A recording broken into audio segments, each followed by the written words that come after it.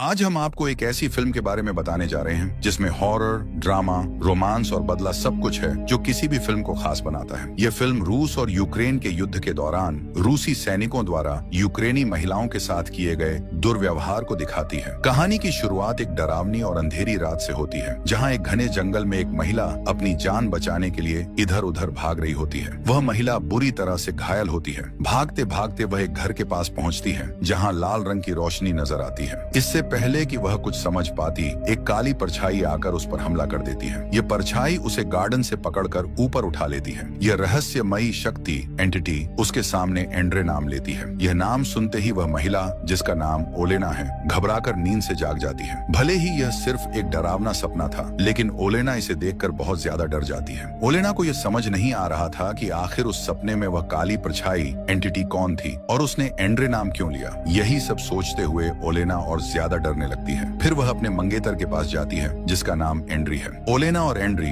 दोनों एक दूसरे के साथ काफी खुश रहते हैं। दोनों साथ में खूबसूरत पल बिताते हैं और इन पलों से साफ दिखता है कि वे एक दूसरे से बहुत प्यार करते हैं। जल्द ही वे शादी के बंधन में बंधने वाले हैं। फिलहाल दोनों यूक्रेन में साथ रहते हैं। एंड्री ओलेना के लिए नाश्ता बनाकर अपने काम पर चला जाता है, लेकिन ओलेना के दिमाग में अब भी वही डरावना सपना चल रहा था। इसलिए वह अपनी आंटी येवदकिया को कॉल करती है। ओलेना अपने बुरे सपने के बारे में येवदकिया को बताती है और कहती है कि सपने में मौत एंड्री को लेने आई थी। ये सुनकर येवदकिया बहुत परेशान हो जाती है और कहती है, अब वक्त आ गया है कि तुम एंड्री को कहीं दूर भेज दो। उसे कहां और कैसे भेजना है ये तुम अच्छे से जानती हो। इसके बाद हम ओलेना और एंड्री को एक साथ देखते हैं। दोनों बहुत खुश थे क्योंकि आज उनकी एनिवर्सरी थी। दोनों अपनी एनिवर्सरी के लिए एक छोटी सी पार्टी रखते हैं और एक दूसरे के साथ अपनी भावनाएं शेयर करते हैं। लेकिन उनकी यह खुशी जल्दी ही डर और तबाही में बदल जाती है, क्योंकि यह साल 2022 था जब रूस ने यूक्रेन पर हमला कर दिया। रूसी सैनिक यूक्रेन में घुस आते हैं और वहां के अधिकारियों को अगवा कर लेते हैं। उनकी वजह से यूक्रेन के आम लोग भी बहुत डर गए थे। इसी डर के कारण सभी लोग अपने अपने घरों में छिपे रहते थे। इधर एंड्री और ओलेना भी अपनी जान बचाने के लिए वहां से भागने का फैसला करते हैं। लेकिन उस समय यूक्रेन का हर इलाका रूसी सैनिकों के कब्जे में था। इसलिए ओलेना एंड्री से कहती है, हमें आंटी येवदकिया के पास चलना चाहिए। आंटी येवदकिया का घर शहर से दूर जंगल के बीचों बीच सुनसान जगह पर बना हुआ था। ये घर इतना सुरक्षित था कि वर्ल्ड वॉर के समय भी वहाँ कोई सैनिक नहीं पहुँच पाया था। इसलिए ओलेना एंड्री से वहीं चलने की जिद करती है और एंड्री भी उसकी बात मान जाता है। दोनों गाड़ी में बैठकर रवाना हो जाते हैं, लेकिन रास्ते में कुछ रूसी सैनिक उनकी गाड़ी रोक लेते हैं और उनसे पूछताछ करने लगते हैं। सैनिक उनकी गाड़ी की तलाशी भी लेते हैं। एंड्री उनसे बचने के लिए शांत तरीके से बात करता है, लेकिन रूसी सैनिक ओलेना के साथ बदतमीजी करने लगते हैं। एंड्री हालांकि किसी तरह वहाँ से निकलना चाहता था, इसलिए वह कुछ नहीं कहता और गुस्सा अंदर ही अंदर दबाकर शांत रहता है। पूछताछ करने के बाद भी सैनिक उन्हें जाने नहीं देते, बल्कि ये सैनिक अपने चीफ से ओलेना की मांग करते हैं ताकि उसके साथ जबरदस्ती इंटीमेट हो सके। चीफ भी इसके लिए सहमति दे देता है। जैसे ही उन्हें इजाजत मिलती है, सैनिक ओलेना के पास पहुंचकर उसे छूने की कोशिश करते हैं। यह सब देखकर एंड्री का गुस्सा उफान पर आ जाता है। वह अपनी गाड़ी से बंदूक निकालता है और सैनिकों पर गोलियां चला देता है। इस हमले में एक सैनिक मारा जाता है और दूसरा गंभीर रूप से घायल हो जाता है। किसी तरह एंड्री और ओलेना वहां से बचकर भागते हैं और आखिरकार अपनी आंटी येवदकिया के घर पहुंच जाते हैं। घर पहुंचने के बाद ओलेना जल्दी से अपने डॉग को गाड़ी से बाहर निकालती है, क्योंकि गोलियां चलने के दौरान वह भी बुरी तरह घायल हो गया था। वह डॉग का इलाज कराने के लिए उसे अपनी आंटी के पास छोड़ देती है। तभी ओलेना अपने हाथों पर लगे खून को नोटिस करती है। जब वह एंड्री के पास जाकर देखती है तो उसे पता चलता है कि एंड्री को भी गोली लगी है। एंड्री की हालत बहुत खराब थी। ओलेना उसे संभालने और उसकी मदद करने की कोशिश करती है, लेकिन कुछ भी काम नहीं आता। एंड्री का घाव इतना गहरा था कि वह उसकी जान ले लेता है। ओलेना अपने प्यार को अपनी ही आंखों के सामने मरता हुआ देखकर जोर जोर से रोने लगती है। ओलेना एंड्री को बचाने की पूरी कोशिश करती है, लेकिन अब एंड्री के जाने का समय आ चुका था। काली परछाई डेथ एंड्री को अपने साथ ले जाती है। यही संकेत ओलेना को बार बार अपने सपनों में भी मिल रहा था, जो अब सच हो गया था। उधर वही रूसी सैनिक दिखाई देते हैं जो ऐसे बर्ताव कर रहे थे जैसे कुछ हुआ ही नहीं। वे बिना किसी अफसोस के अपने मरे हुए साथी का जरूरी सामान निकाल लेते हैं। घायल सैनिकों का इलाज करवाकर वे बेफिक्र होकर आराम से बैठ जाते हैं। ओलेना के लिए एंड्री की मौत को स्वीकार करना बहुत मुश्किल था। वह एंड्री की लाश को देखकर फूट फूट कर रोने लगती है। ओलेना को इस हालत में देखकर आंटी येवदकिया उसके पास आती हैं और उसे समझाने की कोशिश करती हैं। कहती हैं, सब ठीक हो जाएगा। इस पर ओलेना कहती है, मुझे कुछ ठीक नहीं चाहिए, बस मुझे एंड्री चाहिए। फिर ओलेना कहती है, मैंने कई जिंदगियां जी हैं, हजारों युद्ध देखे हैं, कई लोगों को खोया है, लेकिन एंड्री को खोने का दर्द सबसे ज्यादा है। मैंने पहली बार एंड्री के साथ एक सामान्य लड़की की तरह प्यार को महसूस किया था, लेकिन मुझसे यह खुशी भी छीन ली गई। ओलेना यह फैसला करती है कि जिनकी वजह से एंड्री की जान गई वह उन्हें चैन से जीने नहीं देगी। वह कहती है, मैं उन्हें तड़पा तड़पा कर मौत की नींद सुलाऊंगी। मैं उनका जीना इतना मुश्किल बना दूंगी कि उन्हें मौत जिंदगी से कहीं ज्यादा आसान लगेगी। ये कहकर ओलेना वहाँ से जाने लगती है और आंटी येवदाकिया को एंड्री की लाश जलाने के लिए कहती है। फिर वह खुद एक कुल्हाड़ी लेकर घर के अंदर बनी एक गुप्त दीवार के पास जाती है और कुल्हाड़ी की मदद से दीवार तोड़ने लगती है। दीवार को तोड़कर वह एक गुप्त चेंबर में चली जाती है, जिसमें काले जादू, ब्लैक मैजिक और अन्य सुपरनेचुरल चीजें थीं जो बहुत खतरनाक थीं। ओलेना एक जादुई शीशे के सामने खड़ी हो जाती है और एक एक करके अपने सारे कपड़े उतार देती है। यहाँ हम देखते हैं कि ओलेना के दोनों हाथों की कलाई पर टैटू बने हुए हैं, लेकिन जब वह जादुई शीशे में देखती है तो ये टैटू बेड़ियों की तरह दिखाई देते हैं। ओलेना इन टैटूज, जो कि बेड़ियां थीं, को काट कर तोड़ देती है। फिर वह जो सुपरनेचुरल पावर एंड्री के लिए छोड़ चुकी थी उसे अपने शरीर में फैला देती है। कुछ ही देर में उनके शरीर में बदलाव होना शुरू हो जाता है। हम देखते हैं कि ओलेना की बॉडी में एक खास तरह की पावर दौड़ने लगती है। ये पावर वापस मिलते ही ओलेना काफी ताकतवर और खतरनाक बन जाती है। अब वह पूरी तरह से अपने दुश्मनों से बदला लेने के लिए तैयार हो जाती है। ओलेना कोई सामान्य लड़की नहीं थी, बल्कि वह एक चुड़ैल थी जो चुड़ैलों की दुनिया से दूर रहकर एंड्री के साथ अपनी जिंदगी बिताना चाहती थी, लेकिन ऐसा नहीं हो सका, इसीलिए वह फिर से इस दुनिया में लौट आई। इधर हम रूसी सैनिकों को देखते हैं। उनका चीफ बताता है कि खाने की सप्लाई अभी नहीं हो पाएगी क्योंकि जो खाने का ट्रक था उसे यूक्रेन ने रोक लिया था। फिर चीफ इनसे कहता है, अब तुम लोग पूरी तरह से आजाद हो, तुम्हें जैसे भी खाना लाना है तुम इसके लिए फ्री हो, तुम किसी को भी मार सकते हो। यह सुनकर सैनिक बहुत खुश होते हैं और अलग अलग होकर खाना ढूंढने के लिए निकल जाते हैं। कुछ सैनिक एक घर में खाना ढूंढने के लिए जाते हैं जहाँ एक बूढ़ा आदमी उन्हें घर से बाहर निकालने की कोशिश करता है, लेकिन ये रूसी सैनिक उस बुजुर्ग आदमी को मार देते हैं और उसके घर में जबरदस्ती घुस जाते हैं। यहाँ उन्हें उस बूढ़े आदमी की बेटी केटी दिखाई देती है। ये सैनिक केटी को पकड़ने की कोशिश करते हैं, लेकिन केटी किसी तरह से इनसे बचकर भागने लगती है। हालांकि वह ज्यादा दूर नहीं जा पाती क्योंकि सैनिक जल्दी ही उसे बेहोश कर देते हैं। एक सैनिक मौके का फायदा उठाकर केटी के साथ गलत काम करने लगता है। जैसे ही केटी को होश आता है वह जोर जोर से चिल्लाने लगती है, लेकिन यह सैनिक उस पर बिल्कुल भी दया नहीं दिखाते। वहीं दूसरी ओर कुछ सैनिक एक घर में जाकर मस्ती करने के लिए शूट करने लगते हैं। जब एक महिला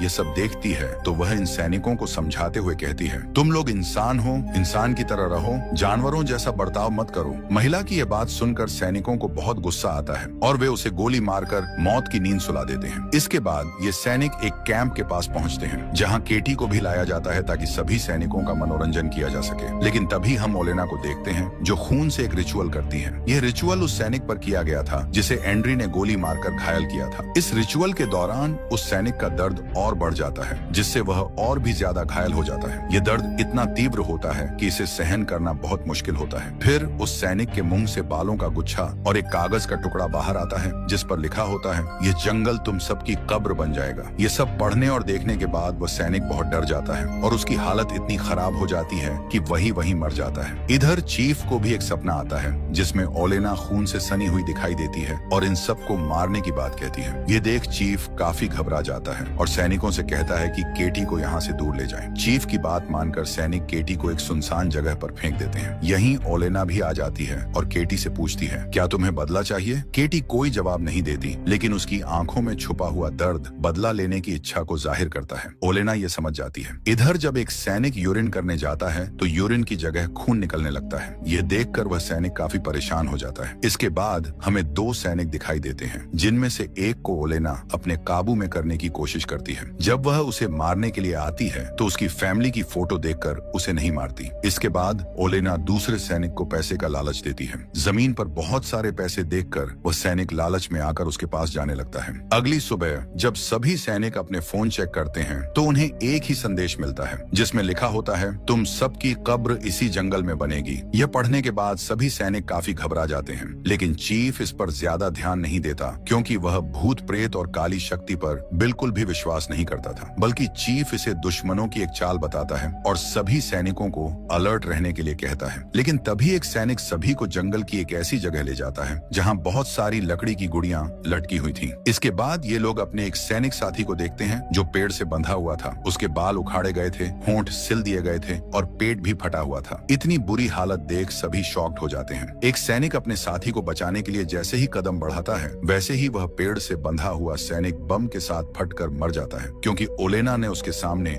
बम का ट्रैप लगा रखा था। यह देख सभी सैनिक उस सैनिक पर गुस्सा करते हैं और कहते हैं तुम्हें ऐसा आगे नहीं बढ़ना चाहिए था। इधर हम ओलेना को देखते हैं जो काफी पावरफुल रिचुअल कर रही थी। इसमें वह एक दानव को समन करती है और फिर उसे अपने अंदर समा लेती है ताकि उसकी शक्तियां उसे मिल सकें। जब येवदकिया अपने घर के बाहर निकलकर देखती है तो वहां बहुत सारी मरे हुए पक्षियों की बारिश हो रही होती है। ये देखकर येवदकिया डर जाती है और जल्दी से ओलेना के पास आ जाती है। जब ओलेना को देखती है तो वह समझ जाती है कि ओलेना अपने बदले को पाने के लिए काफी आगे बढ़ चुकी है। यह सब ओलेना के लिए भी बहुत खतरनाक था, इसलिए येवदकिया ओलेना को समझाने की कोशिश करती है कि अगर तुमने यह सब अभी नहीं रोका तो इसका खामियाजा तुम्हें भी भुगतना होगा। लेकिन ओलेना उसकी एक नहीं सुनती और कहती है मुझे अपने अंजाम की परवाह नहीं है, मैं बस अपने बदले के लिए किसी भी हद तक जा सकती हूँ। अगर मैं मर भी गई तो मुझे कोई गम नहीं। ये सुनकर येवदकिया कहती है मैंने ही तुम्हें एक नई जिंदगी देने के लिए विच जादूगरनी बनाया था और अब तुम मुझे अकेला छोड़कर जाना चाहती हो। लेकिन ओलेना येवदकिया की कोई भी बात नहीं सुनती। इधर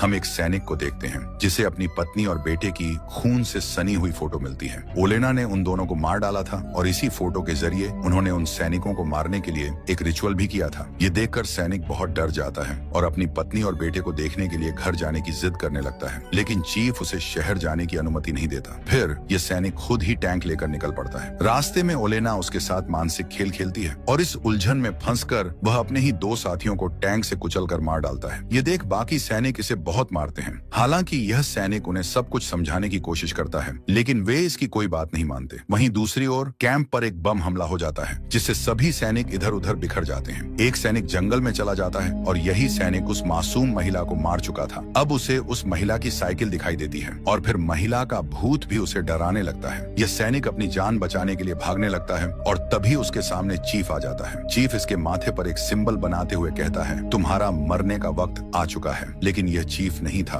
बल्कि ओलेना थी जिसने उसे मार दिया। ओलेना उसे मारने के बाद बड़ी बेरहमी से इसका दिल निकाल लेती है और फिर अपने घर लौट जाती है। जब बाकी सैनिक उसकी लाश को देखते हैं तो वे हैरान रह जाते हैं क्योंकि उन्हें यकीन नहीं होता कि दुश्मन इस हद तक जा सकते हैं। एक सैनिक सुपरनेचुरल पावर के बारे में बात करता है लेकिन चीफ उसे डांट कर चुप करवा देता है क्योंकि वह इन सब बातों पर विश्वास नहीं करता। उधर जब आंटी येवदकिया ओलेना को सैनिक का दिल खाते हुए देखती है तो वह काफी डर जाती है और ओलेना को फिर से समझाने की कोशिश करती है। लेकिन ओलेना उसे हर्ट करते हुए कहती है मुझे और पावर चाहिए। कुछ देर बाद जब ओलेना अपने होश में आती है तो वह येवदकिया से अपनी गलती की माफी मांगती है और फिर वहां से चली जाती है। येवदकिया अब ओलेना से डरने लगती है क्योंकि वह देख रही थी कि बदले की आग में ओलेना न केवल अपनी असली पहचान खो रही थी बल्कि एक खतरनाक और बुरी विच में भी बदलती जा रही थी। रात के समय ओलेना सैनिकों के कैंप में जाती है और वहां सभी के लिए एक चेतावनी छोड़ती है। अगली सुबह जब सैनिक मरे हुए साथियों की लाशें अपनी जगह पर नहीं पाते तो वे घबरा जाते हैं और जल्दी से लाशों को ढूंढने निकल पड़ते हैं। जैसे ही वे आगे बढ़ते हैं वे उन लाशों को पेड़ से लटकी हुई पाते हैं। ये देखकर एक सैनिक इतना डर जाता है कि वह खुद को मार लेता है क्योंकि वह ओलेना के हाथों मरना नहीं चाहता था। इसलिए उसने ओलेना का सामना करने से बेहतर खुद को खत्म कर लिया। इसके बाद उस सोल्जर को दिखाया जाता है जिसने केटी के साथ गलत काम किया था। इसके प्राइवेट पार्ट से कीड़े और मकोड़े निकलने लगते हैं और यह दर्द से तड़पने लगता है। अपनी जान बचाने के लिए ये सोल्जर केटी के घर पहुंच जाता है जहां केटी अपना बदला लेने के लिए इसे मारने वाली होती है। लेकिन ये सोल्जर इसके सामने गिड़गिड़ाते हुए उसे नहीं मारने की विनती करता है। तभी यह सोल्जर अपनी गन उठाता है और केटी को मारने की कोशिश करता है लेकिन केटी इसे मार देती है। वहीं दूसरी तरफ ओलेना सभी सैनिकों को दिखाई देती है और उन्हें पकड़ने के लिए सभी उसका पीछा करने लगते हैं। दो सैनिक आपस में भिड़ जाते हैं और एक दूसरे को मार डालते हैं जबकि चीफ और बाकी सैनिक ओलेना को शूट करते हैं जिससे ओलेना बुरी तरह से जख्मी हो जाती है। अपनी जान बचाने के लिए वह तुरंत अपने घर वापस चली जाती है। येवदकिया ओलेना के शरीर से गोलियां निकालती हैं और कहती हैं हर एक मौत का बदला तुम्हें खुद चुकाना होगा और आखिरी में चीफ को मारने के साथ तुम भी खत्म हो जाओगी क्योंकि यही डील ओलेना ने कर रखी थी। येवदकिया अब भी इस खेल को यहीं रोकने के लिए कहती है लेकिन ओलेना नहीं मानती। ओलेना एक एक करके सभी सैनिकों को मार देती है लेकिन चीफ इसके काबू में नहीं आता। वह ओलेना को पकड़कर उसके साथ गलत काम करने लगता है लेकिन तभी हम देखते हैं कि ओलेना उसके पीछे खड़ी है, यानी जिसे वह गलत काम कर रहा था वह दरअसल ओलेना का ही सोल्जर था और यह सब ओलेना का माया जाल था। ओलेना चीफ को तड़पाने लगती है और मारने ही वाली होती है कि तभी यहाँ आंटी येवदकिया आ जाती हैं। येवदकिया ओलेना से कहती हैं कि तुम्हारे पेट में एक बच्चा पल रहा है और अगर इस चीफ को ज्यादा भी नुकसान हुआ तो बच्चा भी मारा जाएगा क्योंकि ओलेना ने यही डील डीएम और शैतान के साथ कर रखी थी। येवदकिया ओलेना को समझाती हैं कि यह बच्चा एंड्री की आखिरी निशानी है, तुम्हारे प्यार की निशानी है और यही यही बच्चा तुम्हारे जीने की आखिरी वजह भी है। ये सब सुनने के बाद ओलेना भी शांत हो जाती है, लेकिन अब भी उसके दिमाग में चीफ घूम रहा था, जो गुस्से को और बढ़ा देता है। लेकिन जब ओलेना अपने डॉगी को देखती है तो वह बिल्कुल शांत हो जाती है, क्योंकि एंड्री और ओलेना दोनों ही इस डॉग को बड़े प्यार से अपने साथ रखते थे। ओलेना आखिर में कहती है कि माफ करना कोई हल नहीं है, क्योंकि आखिरी में सारी चीजें फिर से वापस आ जाएंगी। फिर यवदकिया कहती हैं कि चीफ को मारने की जरूरत नहीं है, बल्कि मेरे पास एक दूसरा प्लान है। फिर सीन बदलता है और हम देखते हैं कि चीफ को पूरी तरह से पागल कर दिया गया था। इसके अपने ही सैनिक इसे सभी सोल्जर्स का खूनी बताते हैं और फिर इसे प्रिजन में ले जाते हैं। कुछ समय बाद का सीन दिखाया जाता है, जहां हम ओलेना को देखते हैं, जिसने एक बच्चे को जन्म दिया है और अब वह अपनी जिंदगी की नई शुरुआत करेगी। इसका बदला भी पूरा हो चुका है और इसी के साथ ये मूवी खत्म हो जाती है। तो आपको ये खौफनाक मूवी कैसी लगी, कमेंट में जरूर बताइए।